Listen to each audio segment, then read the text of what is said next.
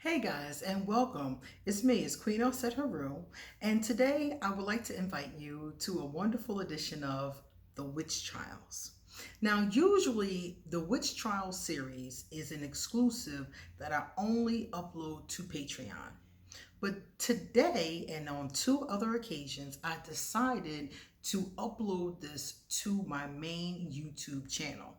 The reason being that I reviewed a YouTube web series. So I wanted to encourage people on YouTube to watch this web series.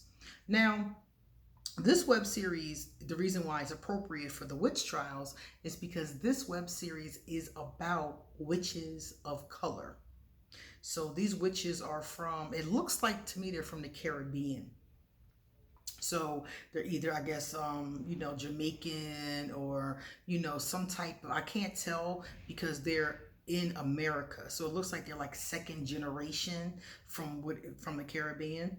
So I wanted people to hear about this series. I'm very excited about this series because it's not very often that you see a web series with people of African descent, or should I say, a witch show about people of African descent.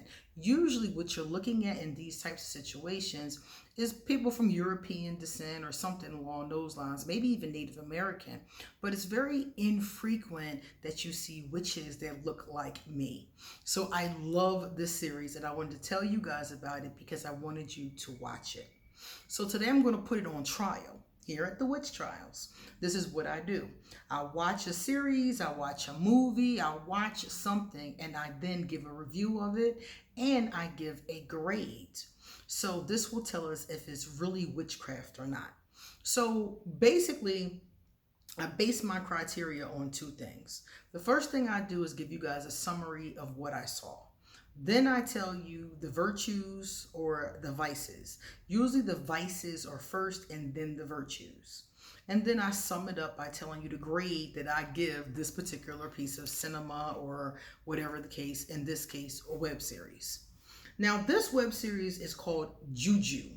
Juju is a word that's used in Caribbean magic. Sometimes it refers to a spell or a hex or something like that, or some type of magic. It depends on who you ask.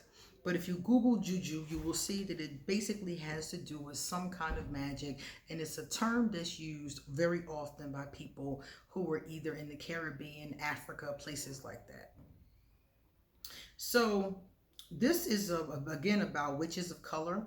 It came out in 2019 from what I saw, and I watched 4 episodes. I think there are only 4 so far.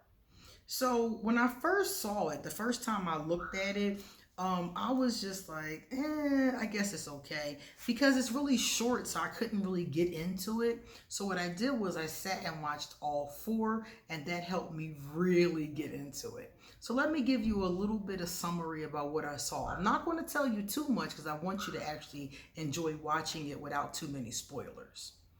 So basically what happens is that in the very beginning, there is an elder, a woman who has on like crystals and her head is wrapped and that kind of thing.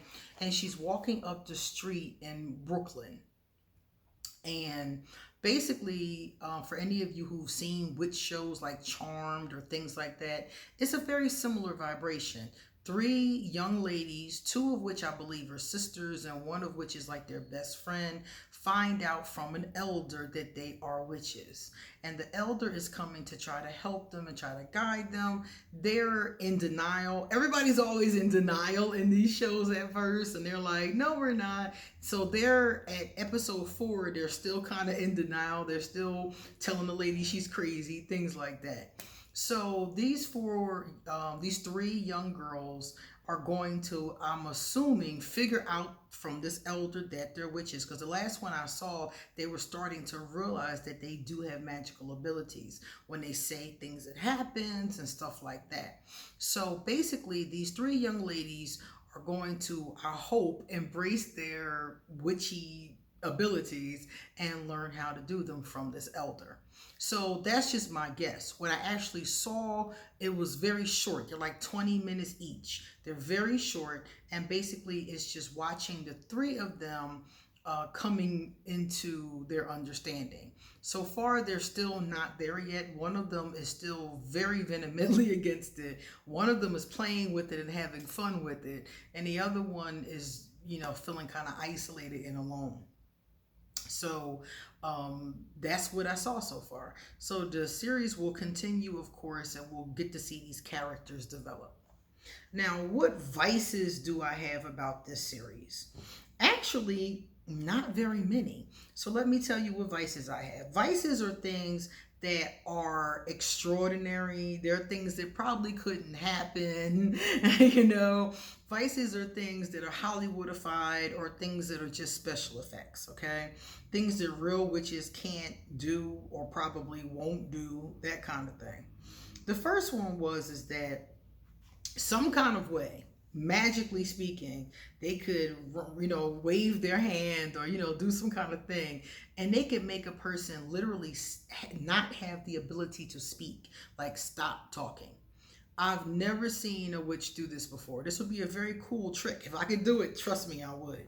So they could make people just stop talking. And I was watching it like, that's a cool trick.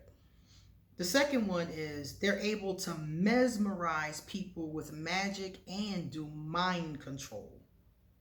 So you see several different instances when one of them or somebody else, because they're not the only witches here. There's also another witch here, which is a woman. She's a Caucasian woman, and she's bewitched several men. And you see that. That's another plot twist that's going on in the background. And so she's able to mesmerize and control minds and tell people what to do as well. So this is one of their abilities. Unfortunately, I can't control people's minds. If I could, a lot of things would be different on this planet, trust me. So that's one thing that's kind of Hollywoodified, Switching bodies. Oh my God. The elder did a ritual where she switched bodies with another person. Basically, she got the girl to come into a room with her, and she used what looked like a poppet, what some people call a voodoo doll. We call a poppet. And she had one of these, and she used the girl's blood on the poppet, and she was able to go inside the girl's body. And the girl was left stuck inside of her body, unable to move and unable to speak. Now, I've never heard of any witch of any culture being able to seriously switch bodies with another person. What I have heard is been seen and experienced many times is that some of us are gifted enough to be able to channel, to allow into our body another spiritual energy. Now, I've seen that. I've seen the spirit of Yemaya, for example, Oshun, or another kind of spirit, another Orisha, ride a person. And when they ride a person, basically they come inside of their body and they speak and do and act and, whatever they want. I've heard of this. I've seen it. No problem with it. But for me to switch my spirit with you and then go walking around in your body, I've never heard of or seen before. So that was something that was a little bit fictitious, although the spirits are known to be able to do it. So I'm like, okay, it could happen, but I don't see it happening in this way. Freezing time. They can literally stop time. I thought this was so cool too. They were in like a party, and they were in like a coffee shop, and the witch was able just to wave her hands and everybody just stopped. And they're still talking, and she's looking around like, what is going on here? But the elder is able to wave her hand and freeze time. If witches of any kind can do this, they need to call me, because I have never seen this ever before in my life. And it's a very cool trick. So if you were in a situation, a bad situation, or something was getting ready to happen, this will be a wonderful time to know this trick. But unfortunately, this is definitely fiction. And magical writing appearing out of nowhere. This is my last vice. One of the young ladies took out a piece of paper and was reading it and writing magically started to appear as she was looking at the paper. There was something else written on the paper, but as she was reading it, new handwriting started to occur on the paper. And I was like, man, are you serious? Do you know? So that's something else that I've never seen before, never heard of before, and is more than likely fiction. Now let's talk about the virtues. Virtues are what I liked about the series and what was realistic. Number one, the elder was calling upon the ancestors. In a lot of our spiritual traditions from Egypt, from the African American traditions, the traditions in Africa and the Caribbean, many of us call upon and give reference to our ancestors. This is very, very common. Even people who are in Wicca give reference to their ancestors during Halloween. That's what that particular ritual and festival is all about. So it's very common for witches to call upon their ancestors and give respect to their ancestors. But in this particular case, it was very familiar to me. I saw crystals. I love crystals. And I saw a lot of crystals in this series. One of them, I think the ancestor had on selenite. Selenite is one of my favorite crystals. It's a crystal that draws the angels and enhances energy that is around it. So I was like, cool, they got selenite. So they had that, and then the other one had on a blue stone. It might have been kyanite. I'm not sure though, but she had on a necklace like mine, and it was a blue stone. So it was really cool to see that. I saw sage several different times. And for those of you who don't know, we do burn sage to smudge and cleanse and things like that. So I thought that was really cool as well.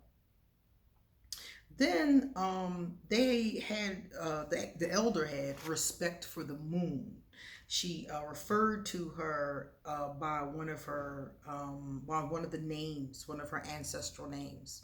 So I thought that was really cool that she was giving respect and reverence to the moon, because most of us work with the moon phases. So it makes good sense. There was a lot of jewelry. There was a lot of this kind of jewelry and rosary, not rosary, but like beads, some type of beads. I don't know whose beads they were, but they were prayer beads basically. And there was a lot of jewelry. I love this kind of jewelry. As you can see, I always have on crystals and things. I love this kind of jewelry. And they had a lot of this going on in the web series. I also saw a poppet. I told you that the elder was using a poppet to switch her body with the young lady. And I thought that was cool because witches of all, not of all, but of many different systems, of different, spiritual systems, use poppets. And I've told you many times before that some people call the poppet the voodoo doll. Now, most of us don't call it the voodoo doll. A voodoo doll is native to New Orleans. That's where you find authentic voodoo dolls. But the rest of us use what we call a poppet, which is basically the same thing. And you make it out of cloth, you make it out of clay, and you use it to represent the person you want to work on. It can be used positively, it can be used negatively. In this case, she just used it to switch bodies with a young lady and she didn't hurt her. The use of blood. She used her blood to switch bodies with her. She took her finger and pricked it and used the blood on the doll. And we do use blood, breast milk, saliva. You can use any like human fluids, put it like that. Vaginal fluids. You can use any human fluids on certain spells. So her using her blood on the doll was very common to me, because usually you want something that is a physical representation of the person. So you might use their hair, their saliva. You'll use something from the person's body. So her using her blood is very common in rituals. The LGBTQ community was represented, okay? I loved it. You had different people there. You had heterosexual, you had different energies so far. But there's a lesbian who's in one of the lead roles. And I was like, oh my God, that is amazing. because usually you don't see that. You normally would have seen three heterosexual, young ladies figuring out that they're witches. But the one of the main characters is a lesbian, and it's addressed. It's not beat around the bush. It's not implied. She's a lesbian, and everybody knows. Everybody, her sister sticks up for her, and is like, why are you in her face? And she's not a stereotypical lesbian either. She's not like the lesbian that looks like a guy, wants to be a man. She was wearing heels, She had on women's clothes, She was a beautiful girl, beautiful hair, So it was really cool to see the community represented up front without apology. Love that to death. They're able, especially one of them, but they're able to hear other people's thoughts. This is very common. When a person's third eye is open and they're sensitive, sometimes you can pick up on other people's thoughts. Thoughts are nothing more than vibration. So if you're really, really skilled at reading vibrations, reading someone's vibe, you can pick up on their thoughts through their vibration. So this happens a lot. They're kind of loud, in the web series. The girl was like, oh my God, shut up. So I thought that was kind of cool that she could hear people that were just sitting around her. This happens a lot with people who have open third eyes. The elder tells them that they are witches. I like that part because it reminds me of all those shows from when I was young, when you're a witch and you don't know. I think Charmed might have even been like that. But just always this, you don't know you're a witch. Weird things are happening, like with Harry Potter. Harry Potter doesn't know he's a wizard, So I think it's cool the way that they don't even know, or the three of them have no clue. They kind of, when they start talking about it, they're like, well, my dad did have this, my mom did have that. They're starting to see it now, but it's not something that they really thought about until the elder comes and tells them that they're witches. The introduction is full of symbols from Caribbean magic. It's full of symbols. I mean, I spotted like the drums. They use the drums in Caribbean magic. I spotted all kinds of like symbols. I don't know if they were runes or for the Orisha. I don't know what the symbols are because it's not my system, but I recognized all these different things, candles, all kind of different things that are really used in ritual. What looked like cards. I don't know if they were tarot or oracle cards. So they had a lot of stuff in there that we actually do use, and I thought that was really cool.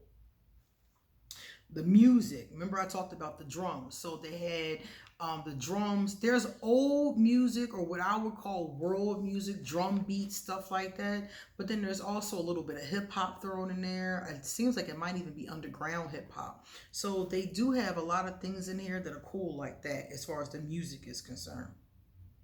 Their hair. These women have the most beautiful natural hair. Now, one of them, her hair isn't natural. I think that I'm not sure about, I shouldn't say they have natural hair. One of them appears to have natural hair. It looks like it's just regular, untreated natural hair. The other one looks like she has locks. So I don't know if they're natural locks or they're fox locks, but they're locks. And the other one has like what might be a wig or a weave or something like that. But what I liked about them was the diversity of their hairstyles. You have the one that looks like she's using perm and weave. We have one who's just natural hair. Looks like all she does is maybe comb it and brush it. And the other one who has the locks. And I love locks, as you guys know. So I love their hair. I love the diversity in their hair. And I love that at least one of them is the 100% natural. And there's other people that were there too. It was other, people throughout the series. Some were natural, some were not. Some had weaves, some had braids, some had locks. So I love the diversity because that's how Black people are. People of African descent don't all wear the same hairstyles. Although right now natural hair is very popular, which I also love. There was a lot of diversity amongst the types of people. Black people aren't just one kind of people. If you walk through New York City or you walk through Philadelphia, it's not like we're just all doing the same thing. Many of us do. You do have that, mentality sometimes. But I like the diversity because You have the Afrocentric African Americans or people of color or people from African descent. You have those of us that are more into the reggae music and the locks in our hair. Then you have the ones that are more into like rap and hip hop. You have ones that are into world music or into skateboarding. We're into different things. And you would think that we're all into the same thing, because when you see us portrayed on television, a lot of times you see the same thing over and over again. But when you really know an African American family, like my family, for example, there's a lot of diversity. There's different religions in our family. We have Muslims. I'm a pagan. We have a bunch of Christians. We have some Catholics. We got a few Jehovah's Witnesses. I mean, you got different kinds of things going on. Some of us wear natural hair. Some of us have, a weave down to our butt. I mean, everybody's a little bit different as far as their look and their style. And I like seeing that diversity in the look and the style of the people in this web series. You don't just see one type of person, one type of African American. You see different types of, and I kind of, I'm trying to come away from saying African American, because some of them are clearly Caribbean American, So it's like, I'm trying to, even though we're all from Africa, we're all from African descent, you can tell the different nuances from the different cultures. So I'm trying to make a point of pointing that out, because I really like that amongst the diversity. There's a lot of Afrocentric patterns, cloth, clothes, dashikis. Like, you see a lot of that too. You see people with t-shirts and jeans and pretty dresses on and that kind of stuff too. So there's a lot of diversity in that as well. But I really loved seeing the Afrocentric patterns and fabrics and things like that. That was really cool too. One of the main characters does a meditation during one of the broadcasts, one of the series. I thought that video was really cool because she sat there going through her phone and did a meditation. And I'm like, how many times have I done that? How many times have I pulled up a meditation on YouTube while I'm out and about? So I thought that was really cute. I thought that was really cool. Her name is Yaya, and Yaya, out of all of them, is the one who is already really into spirituality. She's the one that has the blue stone on when she meets the ancestor. She's the first one the ancestor really vibes with, because the ancestor comes in, they don't even know who she is. And Yaya is into meditation. She's wearing crystals.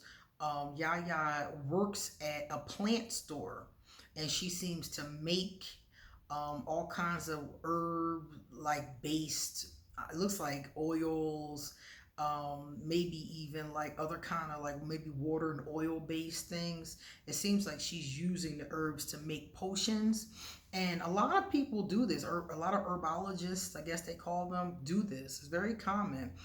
But she seemed to be making them herself, and that is something that a witch does. Many of us know how to make potions and things. I make them all the time out of herbs and oils and things like that. The mysterious elder keeps appearing. I love how she just keeps showing up. The first time she just shows up at the front door, they're about to have a party, so they think that she's from Instagram, and they just let her in. Then she pops up at the girl at the coffee house, and she pops up in their room. They wake up in the morning and she's just in the room. Like, I love how the elder is mysteriously and just keeps popping up, because after the party was over, they were all together. Two of them slept in the same room, the other one has her own room. And the elder just walks in, and they're like, who are you? Like, they're like, afraid of her. And she's like, you're witches, And I'm sitting there like, wow, I love how she keeps popping up. Then she pops up again, and she just keeps popping up where they are to talk with them or to stop them from making a foolish mistake. Books. There were so many books. Like, every time, the camera pans, these women are readers, okay? I love that. I saw books that I actually own. And I don't know if they were, like, the one I remember seeing was like a novel, but it was a lot of different books. I got to see next time if I see books on spirituality. But there were a lot of different books there. There probably were some. And they're all over the place. Like when they're panning around, you see all these books. And I'm like, you know what? That's what's up. Because a lot of people nowadays don't read. And I love it when they do, because that's where the knowledge is. Intelligent young women. I like the fact that all three of them are intelligent young women. The one girl, the one that's a lesbian, she's like more of the corporate type. She's trying to get ahead in corporate America.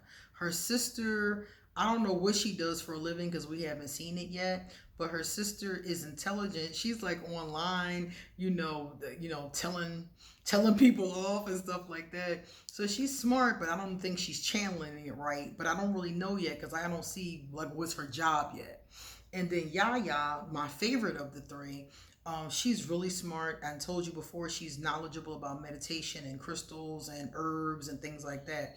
So she's really intelligent as well. So I like the fact that we have three intelligent women, and not, a lot of times when we see women, they're either airheads or, you don't see, all the time these intelligent, women. Sometimes you see airheads. Sometimes you just see women who are one-dimensional, so you don't know if they're intelligent or not. So with these three, you can tell off the cuff they're smart. Candles. There's candles all over the place. And what I liked about this is that two of the candles that I spotted were the 7-day candles. 7-day candles are the candles that many witches use. They are the long taper candles that are fat, and they come in a glass container. Many of us use those.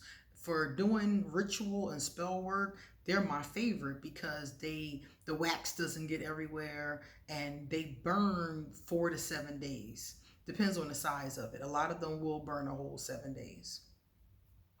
So I really liked that because I was like, okay. So, and what I saw it marketed as a witch series by witches. So I'm assuming that whoever is doing this series must actually be a witch, because a lot of stuff, like I said, the stuff I'm telling you is stuff that we actually use.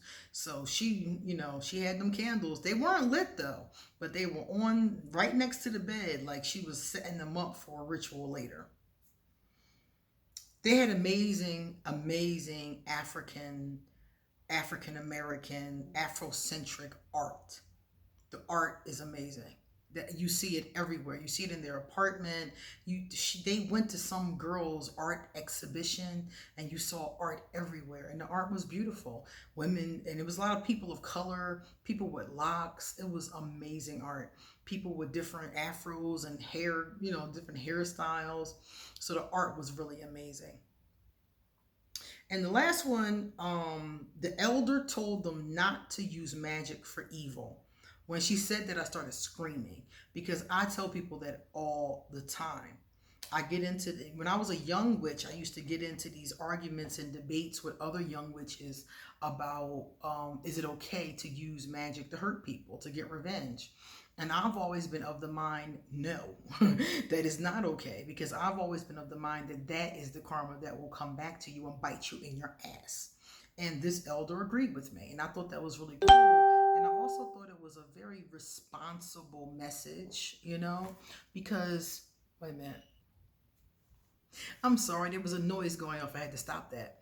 But I thought that was a very responsible message, because a lot of times people like, oh, just do as ye will, do whatever you want. And I'm like, that's not a very responsible message to me. Not only are you telling people it's okay to harm people, but you're telling them to do it under the guise of magic. And that's really not what it's for. Yeah, you can manipulate things. Yeah, you can change things. You can work with the energies.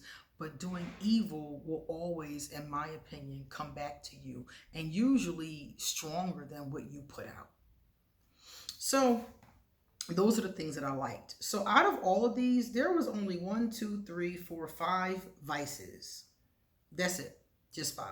And the rest of these are virtues.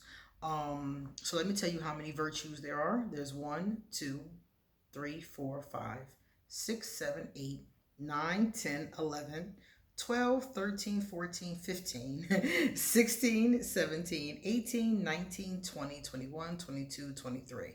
So there are 5 things that are vices, and there are 23 things in this that are virtues. So what does that mean? That means that overwhelmingly I liked it more than I disliked it. I would give this an A minus, simply because of the fact, as far as witch trial is concerned, because of the accuracy. So we have 5 things in here that aren't quite accurate, but everything else is. So I can't give it less than an A minus. But as far as how much I liked it and how bad I want you and other people to watch it, I would give it an A plus. Because remember, I'm grading it on witchcraft accuracy. So it is pretty accurate, but they have that little bit of Hollywood effect in it. And honestly, a little bit of Hollywood effect, I don't mind. I think that, I was talking to somebody once about being a priestess, being a witch, and they told me that once they got to know me, they thought it was kind of boring. That we talked about rituals and witchcraft and magic and herbs, and they were like, after I got to know you, it was kind of boring. It's not what they expected. They expect all the Hollywood hype. So I think that shows like this have to give a little bit of fictional woo-woo, really, to make it a little bit more fun, a little bit more interesting, So I don't think that's a bad thing as far as this is concerned. Of course, they do get counted as 5 vices, but as far as I'm concerned, this series is a winner. And I really wanted you guys to watch it. And that's why this edition of the Witch Trials is free and open to everyone. Usually you have to pay on Patreon to be a patron to see the witch trials. This is going to be one of the few, I think it's one of the 3 that you don't have to pay for. And the reason why, like I said before, is I really want people to watch this. I really want to support with this young lady. It's a young lady that's doing it. I really want to support the Juju series. I really like her concept. And I hope that those of you who don't know much about witches from the Caribbean, or witches from, African America, or whatever the case is, witches are of African descent, let's call us. I'm hoping that some of you who don't know much about it will watch it, and some of you who are out there watching who are witches of African descent, I think you would really like this.